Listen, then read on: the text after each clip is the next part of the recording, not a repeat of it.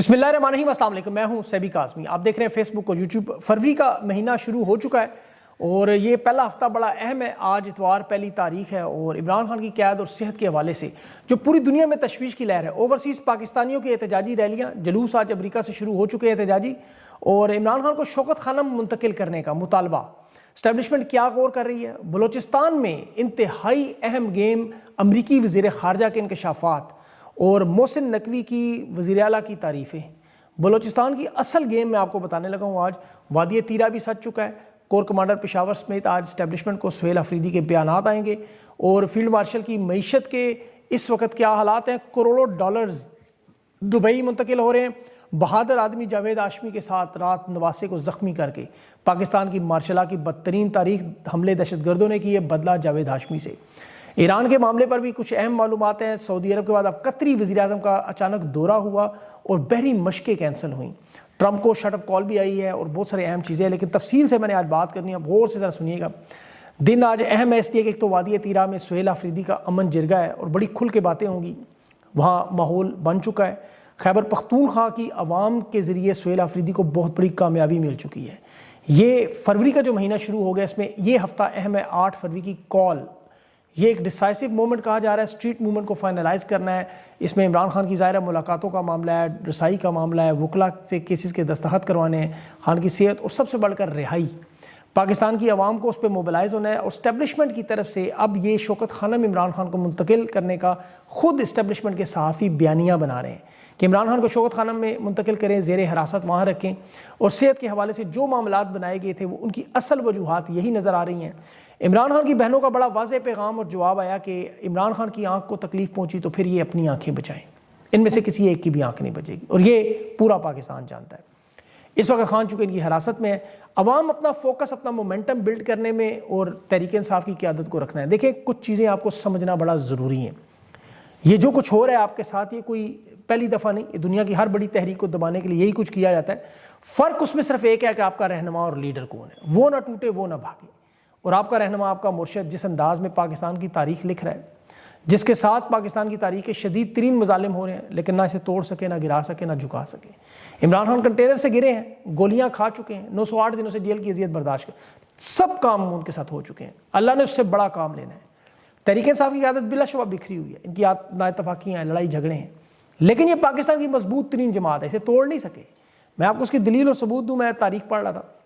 ये जमात अब जनरेशन जी के नौजवानों की क़यादत भी और अवाम भी, ये पाकिस्तान की वो जमात है जो बांग्लादेश की अवामी लीग और शेख मुजीब के साथ होने वाले मुजालिम सहने के बिल्कुल बराबर रहे।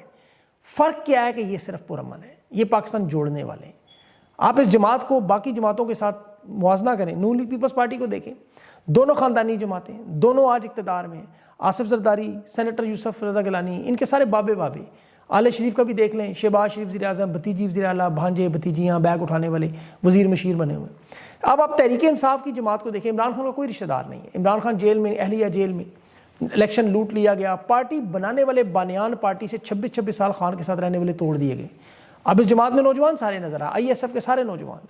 वजह क्या है? इमरान खान डट के खड़ा है। नवाज शरीफ मुल्क से भागा, नून लीग खत्म होगी। बेनज़ीर जरदारी मुल्क से भागे, पीपल्स पार्टी खत्म होगी। दोनों वापस आके इक़्तिदार तो ले गए, लेकिन दोनों की हालत मुस्लिम लीग काफ से भी गिरी हुई है। तहरीक इंसाफ तो आज भी इलेक्शन हो, पाकिस्तान की 3/4 से ज़्यादा वोट इनका है। इनके पास तो हर रहनुमा का मुतबादिल मौजूद है।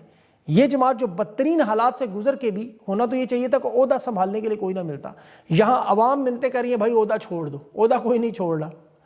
यहाँ ओहदा संभालने के लिए कोई तैयार नहीं होना चाहिए था, क्योंकि पीछे मुतबादिल बैठा हुआ है। क्योंकि सबको पता है कि अगला सारा दौर निज़ाम इनका है, ये सब जानते हैं, इसीलिए नहीं छोड़ रहे। और इस वक्त पाकिस्तान अगर इंशाल्लाह इंटरनेशनल साजिशों से बचा तो हकीकी आज़ादी का जो नया पाकिस्तान होगा। देखिए, पाकिस्तान समझने की कोशिश करें पाकिस्तानी कि अमेरिका इस वक्त अड्डे लेने की, अमन बोर्ड में भेजने की और बलूचिस्तान के मामलात में, खैबर पख्तूनख्वा के मामलात में मईशत को तबाह करने की, ये सारी एक बहुत बड़ी साजिश है, बहुत बड़ी है। लेकिन जो हकीकी निज़ाम होगा वो पाकिस्तान का इंशाल्लाह, ये नया पाकिस्तान जो इस वक्त सोने में आप पक रहे हैं ना, कुंदन बन रहे हैं। ये तो दहशतगर्दों का बदला जावेद हाशमी से ले रहे हैं, लेकिन आपको क्या समझना है बलूचिस्तान का मामला किससे जुड़ा है? ये ईरान इसराइल का जो मामला आपको नज़र आ रहा है, उसमें आप अमरीकी साबिक वज़ीर ख़ारजा माइक पोम्पियो के ट्वीट को 2-3 दफ़ा पढ़ें। उसने साफ कहा था ईरान में पुरतशद्दद मुज़ाहिरों के बाद अगला स्टॉप बलूचिस्तान है। अमरीका ईरान में पाकिस्तान के ज़रिए इसराइल को दाखिल कराना चाहता है।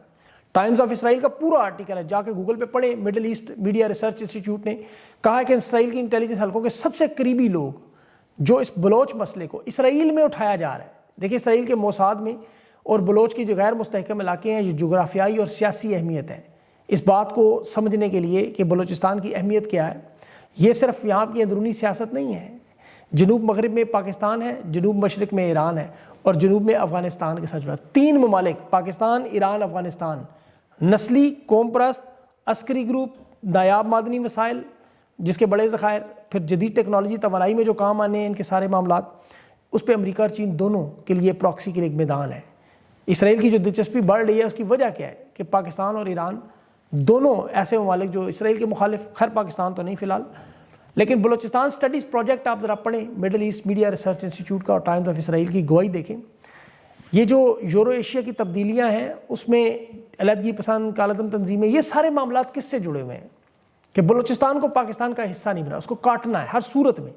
31 جنوری 2026 کو دیکھیں, جیفری ایپسٹین کی لاکھوں صفحات پر دستاویزات سامنے ہیں. FBI کی پوری رپورٹ ہے اس میں کہ ڈونلڈ ٹرمپ کو اسرائیل میں کمپرومائز قرار دیا.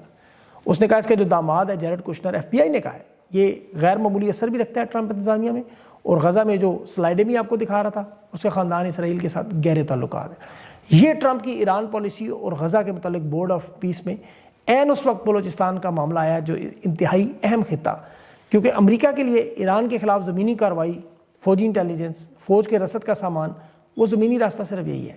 سمندر میں ان کا بحیرہ کھڑا ہے وہ لنکن یا آرماڈا, لیکن زمینی راستہ بلوچستان سے جاتا ہے. اب غزہ بورڈ میں پاکستان کو اسی لیے شامل کیا گیا. ڈو مور کا مطالبہ, سی پیک کی موجودگی, چین کی گردن دبانا, افغانستان کا بگرام ایئر بیس, پاکستان میں وادی تیرا جیسے شمسی ایئر بیس تھا. اب یاد رکھیں ایران سے میزائل حملے بھی ہوئے تھے پاکستان پہ, انتہا پسند گروپ تھے یہاں پر, وہ کون سے تھے؟ اب یہ تمام ڈوریاں آپ جوڑیں آپ کے سامنے پوری تصویر واضح ہو جائے گی. اور یہ اسی بات اور اس کا دلیل اور ثبوت ہے کہ کل بلوچستان میں 12 شہروں میں بیک وقت حملہ ہوا. عطا تعالیٰ نے کہا ہم نے 110 بندے مار دی. اب ایک تو 10 بندے انہوں نے مارے دہشت گرد, تو اندازہ کریں کتنی بڑی تیاری تھی, کتنا بڑا اسلحہ تھا. بلوچستان تو فوج کے کنٹرول میں, 12 شہروں میں بیک وقت حملہ کوئی آسان کام نہیں ہے. وہاں کتنے علیحدگی پسند مضبوط ہیں, اندازہ کریں اس بات سے. اور خطرناک چیز جو آپ ویڈیوز میں دیکھ رہے ہیں کہ وہاں عوام کے سامنے حملے ہو رہے ہیں اور وہ ان کو پکڑ کر سیکورٹی فورسز کے حوالے نہیں کر رہے, خاموشی سے تماشا دیکھ رہے ہیں. کوئٹہ بینک کے اوپر راکٹ لانچروں سے حملے ہو رہے ہیں, دہشت گرد اندناتے پھر ہیں اور لوگ عوام وہاں سیٹیاں بجا رہے ہیں, خوش ہو رہے ہیں. اور یہ ہے سب سے خطرناک معاملہ کہ عوام سیکورٹی فورسز سے بھی تنگ ہے, کالعدم تنظیموں سے بھی تنگ ہے. ان حالات میں یہ پاکستان کا جو انتہائی انٹیلیجنس فیلئر, جس پہ انٹیلیجنس چیف کا استعفیٰ آتا, یا کم از کم وزیر داخلہ محسن نقوی سے استعفیٰ لیا جاتا. محسن نقوی دن میں وہاں جنازہ پڑھ رہا ہے اور شام کو لاہور میں کرکٹ میچ دیکھ رہا ہے, جیسے روم جل رہا تھا اور نہرو چین کی بانسری بجا رہا تھا. محسن نقوی بھی ایسے ہی, آپ کو پتہ ہے, کام دن کو PCB کا چیئرمین, شام کو وزیر داخلہ, اگلے دن سینیٹر. پہلے کہہ رہا تھا ایک SHO کی مار ہے, آج شغلیہ بیان دے دیا کاش ہمارے پاس کچھ اور سرفراز بھگتی ہوتے, دہشت گردی ختم ہو جاتی. سرفراز بھگتی خود بیچارہ 2-4 فوج کی بریگیڈ لیے بغیر جا نہیں سکتا, بلکہ پاک فوج کو جانے کے لیے بھی وہاں جو ٹرین استعمال کی جا رہی ہے وہ بلٹ پروف بنائی گئی ہے. نقل و حرکت کے لیے بلٹ پروف ٹرین اپنے ملک میں, اپنے صوبے میں, کیونکہ حالات وہ ہیں جو بالکل مشرقی پاکستان کے تھے. جو تاریخ پڑھنے والے جانتے ہیں, وہاں 1971 میں وہاں مشرقی پاکستان کی خواتین کو گھروں سے اغوا کیا جاتا ہے, یہاں بلوچ خواتین کے ساتھ گھروں سے اغوا کیا جا رہا ہے. قومی اسمبلی کی بلوچستان سے ان کی اپنی ممبر کہہ رہی ہے TV پہ. حالات اسی لیے یہ بگڑے. وہاں پھر مکتی باہنی بنی اور بھارت نے مدد کی, نتیجہ مشرقی پاکستان بنگلہ دیش بنا. یہاں بھی یہ حالات اس طرح کی بنانے کی کوشش ہے. بیانیہ کیا ہے؟ دیکھیں بیانیہ تو وہی ہے جو اخبارات میں چل رہا تھا اس وقت 1971 میں. ہندوستان کے دانت کھٹے ہو گئے, ہم نے شکست دے دی, ہم جنگ جیت گئے. اب تم اٹھائیں اخباریں گوگل پہ جا کے, 93,000 فوجیوں کے سرنڈر کو تاریخی فتح قرار دیا جا رہا, اور ذمہ دار ذوالفقار علی بھٹو کو قرار دیا گیا. جنرل ضیاء کی تصویر GHQ میں ہال آف دی فیم میں لگا دی گئی. جنرل نیازی واپس آیا, سیاسی جماعت بنا کے الیکشن بھی لڑنے لگا. بلوچستان میں بھی ہے, اور فتنہ الخوارج ہیں, ہندوستان کے لوگ ہیں, نیست و نابود کر دیا, ختم کر دیا. اگلے ہفتے پھر کوئی ایسا ہی کام شروع ہو جائے گا. اور خطرناک, میں نے جیسے بات کی نا, عوام جو ان کا والہانہ استقبال کر, یہ مجھے اس میں سب سے خطرناک کام لگ رہا ہے. باقی ان کی جو سٹیٹمنٹس, بیانات ہیں وہ آپ سن رہے ہیں. کوئی ایسا چوکی مار کہتا ہے, کوئی کہتا ہے سرفراز مفتی جیسے کچھ مل جائے. دہشت گردی اس طرح ختم نہیں ہو سکتی. محسن نقوی ہمت کرے, ذرا اپنی رشتہ دار شہربانوں کو وہاں بھیجے, تعینات کرے, یا لاہور میں جیسے SP بنایا, یا اپنی بھابھی وہ رقیہ حیدر صاحبہ جو DCO لاہور, ان کو بھیجے بلوچستان. حالات اگر اتنے بہتر ہیں, حالات انہیں پتہ ہے, عوام ان کے ساتھ نہیں ہے. دیکھیں عوام ساتھ نہ ہو, سیاسی نمائندے نہ ہوں, سیاسی آوازیں بند کی جائیں, سیاسی عمل بند کی جائے, تو پھر دہشت گردی ختم نہیں ہو سکتی. عمران خان نے تو 14 سال پہلے بلوچستان میں ہی کھڑے ہو کر نے کہا کہ ملٹری آپریشن دہشت گردی کا حل نہیں ہے. وہ آج بھی 14 سال پر کہہ رہے ہیں, انہیں 14 سال میں ہی سمجھ نہیں آئی, آگے بھی پتہ نہیں سمجھ نہیں آئے گی. اور عمران خان کی نہ مانیں, انٹرنیشنل دنیا کی مان لیں, Nelson Mandela, Martin Luther king ہے, میلکم ایکس ہے, ان کی مان لیں. سب بڑے رہنما کیا کہتے ہیں, آوازیں بند کریں گے, پرامن سیاسی راستے بند کریں گے تو تشدد ابھرے گا, لوگ مسلح جدوجہد کی طرف جائیں گے. اور اس وقت یہی ہو رہا ہے. ڈاکٹر مہرنگ بلوچ بے گناہ جیل میں قید, عمران خان بے گناہ جیل میں قید, تحریک انصاف کا مینڈیٹ چھین لیا, سیاسی جماعتوں پر کریک ڈاؤن, جاوید ہاشمی کے گھر پہ حملے. اب بلوچستان کے بعد جو آپریشن میں 2 لوگ سامنے آئے, محسن نقوی اور سرفراز بگٹی, دونوں عوامی نمائندے نہیں ہیں, دونوں کو عوام تسلیم نہیں کرتی. پھر انہیں بیانیہ بنانے کے بھی طلباء کے پاس جانا پڑتا ہے, کبھی مولویوں کے پاس جانا پڑتا ہے. ابھی D J S P R صاحب گئے ہوئے مفتی تقی عثمانی سے ملاقات کر رہے تھے, کیونکہ اس کا فتویٰ تھا کہ طائحات استثناء غیر اسلامی. مقصد میں آپ کو بار بار بتاتا ہوں کہ بیانیہ ہی بنانا ہے, وہ بری طرح ناکام ہو جاتے ہیں. دیکھیں پاکستان ہندوستان کی جنگ ہوئی, انہوں نے جنگ جیتنے کا بڑا جشن منایا, شہباز شریف, نواز شریف, مریم, جہاں موقع ملتا ہے فیلڈ مارشل کی تعریف بھی کرتے ہیں, ہندوستان کی جنگ سے شروع کرتے ہیں, اس کے علاوہ ان کے پاس تو اور کوئی بات نہیں ہوتی. جنگ کا کریڈٹ بھی نواز شریف کو جنگ کے نقشے بنا کر فیلڈ مارشل کو دینے کا دیتے ہیں. شہباز شریف سوئمنگ پول میں جنگ کا حکم بھی دیتا ہے. اب جنگ تو ہو گئی ہے ختم, اب آنے ہیں نتائج دونوں ممالک کے. جنگ کے بعد کیا نتیجہ نکلا؟ شہباز شریف کہتا ہے جنگ کے بعد ہم جہاں جاتے ہیں لوگ عزت سے ملتے ہیں, لیکن شرمندگی ہوتی ہے قرضہ مانگنے میں, بھیک مانگنے میں, امداد مانگنے میں. صرف قرضے ہوتے ہیں رول اوور, اور کام ہم سے وہ کرواتے ہیں جو ہم نہیں کرنا چاہتے ریاست کے طور پر. غزہ امن بورڈ کی بات کر رہا ہے, فلسطین جانے کی. جنگ جیتنے کے بعد سعودی عرب سے دفاعی ڈیل ہوئی, عرب امارات سے ڈیل ہوئی, لیکن کیا ملا پاکستان کو؟ یمن لیبیا میں اسلحے کی ڈیل کی باتیں ہوئی, جہازوں کی ڈیل کی باتیں ہوئی, سنتے رہے آپ, کوئی ٹھوس ثبوت نہیں آیا, کوئی اسٹیٹ بینک کے ذخائر نہیں بڑھے. پاکستان کی معیشت مزید تباہ و برباد ہوگی, وہ میں آپ کو آگے چل کے بتاتا ہوں. اس جنگ میں ہندوستان کو کیا ملا؟ عرب امارات کا صدر آیا, اس کے بعد 100 منٹ میں 10 منصوبوں میں $200 ارب کا عملی سرمایہ کاری کر گیا. یورپی یونین جنگ کے بعد آئی, 44 ممالک نے مدر آف آل ڈیل میں $300 ارب کی انویسٹمنٹ کر دی. بھارت کے ایک ایکسپورٹر کی سالانہ برآمدات پاکستان کے تمام ایکسپورٹر سے بڑھ گئیں. یورپ میں بھارت کو برتری حاصل ہوئی. ابھی یہ خبر کی گونج ختم نہیں ہوئی, نریندر مودی کی ٹویٹ آ گئی, عرب لیگ کے 22 ممالک کے وزرائے خارجہ جس میں فلسطین بھی شامل ہے, 10 سال کے وقفے کے بعد اجلاس میں ٹیکنالوجی, توانائی, تجارت, زراعت, صنعت, تمام شعبوں میں انویسٹمنٹ ملے گی. 2023 کا سعودی عرب, عرب امارات, اسرائیل, یورپی یونین, ان کے ساتھ جو معاہدہ رکا تھا وہ جا رہے ہیں شروع کرنے. یہ ان کی خارجہ پالیسی اور معیشت کے حالات ہیں. امن و امان بھی آپ دیکھ لیں, وہاں دنیا کی تیسری بڑی معیشت. اب یہاں جنگ کے بعد کے حالات بھی کیا ہے؟ اسلام آباد کے دارالحکومت جناح ایونیو میں پچھلے 2 دن سے بجلی ہی نہیں. امن و امان میں آپ بلوچستان کے حالات دیکھ چکے ہیں. خیبر پختونخوا, وادی تیرا میں پاکستان کی تاریخ کی سب سے بڑی نقل مکانی بھی چل رہی ہے. 2 صوبے جل رہے ہیں, 2 صوبے. ابھی وہ جرگے میں آپ سہیل افریدی کی باتیں سنیے گا, پھر آپ کو اندازہ ہوگا کہ وہ اصل معاملات کیا ہیں. خارجہ پالیسی کے حالات بھی جنگ کے بعد دیکھ لیں کہ 9 ہمارے ہمسائے ہیں, 50% کے قریب ہماری تجارت ان سے ختم ہوگی. ایران, افغانستان, بھارت تینوں کے ساتھ جنگیں ہیں, تجارت بند ہے.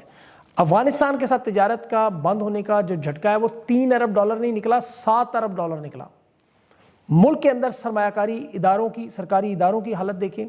منسٹری آف پاکستان کی 30 جنوری کی رپورٹ پڑھیں. سرکاری اداروں کی 15 بڑی کمپنیوں میں جن کا منافع پچھلے سال سے گر کے 622 ارب تک رہ گیا. صرف ایک سرکاری ادارہ اس کا منافع ہے جس کے بھی $1 ارب عرب امارات کو دیے گئے, فوجی فاؤنڈیشن. باقی گردشی قرضہ, FBR کے ٹیکس کے مطالبات, روزانہ کی بنیاد پر سرکاری اداروں میں 3 ارب کا نقصان ہو رہا ہے, سالانہ 1 کھرب بنتا ہے. گورننس کی ناکامی, سیاسی بھرتیاں آڈٹ نہیں کروانے کی وجہ سے 6 کھرب تک, یہ ہر سال تقریباً 1000 ارب کا نقصان ہے. اثاثے صرف 38 ارب رہ گئے ہیں. PIA کا روز بیلٹ ہوٹل $1 ارب کا بیچ کے شاید غزہ میں ٹرمپ کو $1 ارب دینے کی تیاری ہے.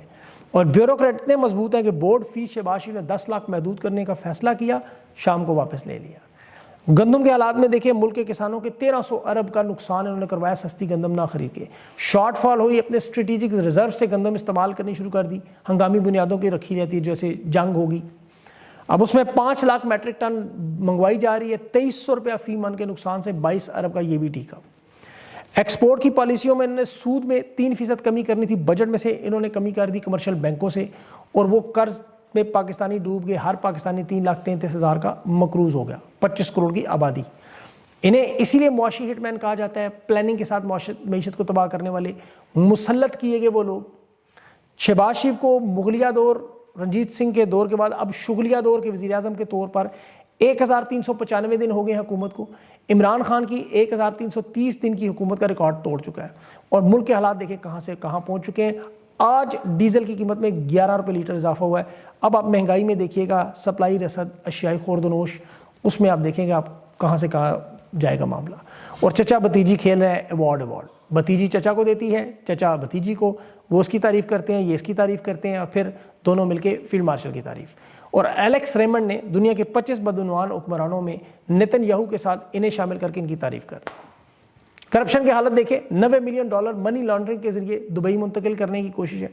بین الاقوامی مجرموں کو FIA کو مطلوب جو ہے پاکستان میں بھی, ناروے انٹرپول کو بھی مطلوب ہے, ان سے سوڈان کا سونا خریدنے کے لیے پاکستان کی لوٹی دولت کرپٹو کرنسی میں کروڑوں اربوں ڈالر ٹرانسفر کر کے عرب امارات شفٹ کرنا چاہ رہے ہیں تاکہ جب بھاگے تو وہاں کام آئے. اور بھاگیں گے تو ضرور. ابھی مریم نواز کے خلاف پنجاب میں بغاوت, 85 MPAs مریم نواز کے خلاف 16 اضلاع میں اکٹھے ہو چکے ہیں. وہ محسن نقوی کی طرف دیکھ رہے ہیں, انتظار کر رہے ہیں کہ کب رشک کمر کا اشارہ ہو اور وہ مریم کی حکومت گرا دیں. پنجاب میں یہ زاہد گشکوری صاحب نے خبر دی ہے, 16 اضلاع کے ممبران سے خود مل کے آیا, ان سے پوچھ کے آیا. اب اس بغاوت کے بعد ظاہر انہوں نے بھاگ جانا ہے, جیسے نواز شریف, بے نظیر بھٹو, یہ سارے بھاگ کے. اور ان کی آپ دیکھیں جتنے لوگ ہیں, جتنے کے جتنے بھاگے ہیں, وہ کیوں بھاگیں گے کہ انہوں نے پاکستان میں ظلم و ستم کی ایک تاریخ لکھ دی ہے. انہیں پتہ یہ بچ نہیں سکتے. بلوچستان میں 15 سیکورٹی اہلکار جان سے گئے, ان کا بدلہ کس سے جا کے لینے شروع کیا. ایک شرمیلا فاروقی نے کہا کہ مریم نواز نے انکاؤنٹر بنا لیا, انکاؤنٹر اسپیشلسٹ بن چکی ہیں. اور دوسرا انہوں نے ملتان میں جا کے سینئر سیاستدان, مارشل لا کے دور کے ظلم و ستم برداشت کرنے والے جاوید ہاشمی باغی کے گھر, اور نون لیگ میں بھی اسے بہادر آدمی کہا جاتا ہے, کیپٹن صفدر اپنے ہاتھ سے جنید صفدر کے ولیمے میں کھانا کھلاتا. ابھی آپ نے ویڈیو دیکھی ہو, اس کے گھر میں 70 پولیس والے نے دھاوا بولا, معصوم جاوید ہاشمی کے نواسے کو خون و خون کر دیا, خون کے فوارے پھوٹ داماد اور بیٹی کو اغوا کرنے. اور الزام کیا ہے کہ ٹویٹ کرتا ہے جاوید ہاشمی. اس نے اپنے نواسے کے ہاتھ میں جاوید ہاشمی نے باغی کتاب پکڑا کے وہ ویڈیو جاری کی کہ زور کتنا بازو قاتل میں دیکھنا بھی ہے. دندناتے پھرت ایک بزرگ سیاستدان, بیمار بھی ہوئے ہیں, پتہ نہیں کس حال تک یہ گر چکے ہیں. تو اس لیے میں کہہ رہا ہوں یہ بھاگیں گے ضرور, کے پاس راستہ نہیں ہے, لیکن وہاں بھی انہیں ملیں گے اوورسیز پاکستانی. یہ طاقت کا نظام ختم ہونے دیں, گھروں سے نہیں نکل سکیں گے. بہرحال آخر میں انٹرنیشنل خبریں کچھ آپ کو بتاؤں. ایک تو ایران میں ابھی وہ یورپی یونین کے اقدام کے بعد پارلیمنٹ نے آج فوج کا لباس پہنا ہوا تھا, آ جائیں جو کرنا ہے. ابھی قطر کے وزیر اعظم اور وزیر خارجہ کا 2 گھنٹے کا تہران کا بڑا مختصر دور ہوا, اور بڑا امریکہ کا اہم پیغام دیا گیا. اور اس کے بعد پھر اچانک روس, ایران اور چین کے درمیان مشترکہ بحری مشقیں روک دی گئی. ڈونلڈ ٹرمپ میرے خیال میں حملے کی پوزیشن میں نہیں ہے. امریکہ میں ایک تو مظاہرے ہو رہے ہیں, مڈ ٹرم الیکشن آ رہا ہے, پھر ایپسٹین فائل جو اس کے اوپر سب سے بڑا دباؤ تھا اسرائیل کا, وہ اب آ چکی ہے. میرے خیال میں اب خطرہ شاید نہیں رہا. اور پھر ڈونلڈ ٹرمپ کے خلاف یورپ میں مظاہرے, ڈنمارک میں دیکھیں تاریخ کا سب سے بڑا مظاہرہ ہوا ہے. اور برطانوی وزیر اعظم نے جسے کہا کہ ہمیں چین پر تعلقات میں سمجھانے کی کوشش نہ کریں, اپنے کام سے کام رکھیں, اپنے ملک اور امریکیوں کو سوچیں. تو میرے خیال میں اس پوزیشن میں نہیں ہے کہ حملہ کریں, ورنہ اب تک ہو جانا چاہیے تھا. لیکن حالات بہرحال پھر بھی ٹھیک نہیں ہیں. اب اس ساری صورتحال میں جو میں نے آپ کو بتایا, پاکستانی قوم تگڑی رہے, ڈٹ کے رہے. انشاءاللہ اگلے ویلاگ میں بھی آپ سے بات, یہ پورا ہفتہ جو ہے اب آپ کا پرامن مزاحمتی ہفتہ ہے, اس پہ نت نئے منصوبے بھی آ رہے ہیں, وہ بھی آپ کے سامنے رکھوں گا. اپنا خیال رکھیں, مجھے اجازت دیں. اللہ حافظ.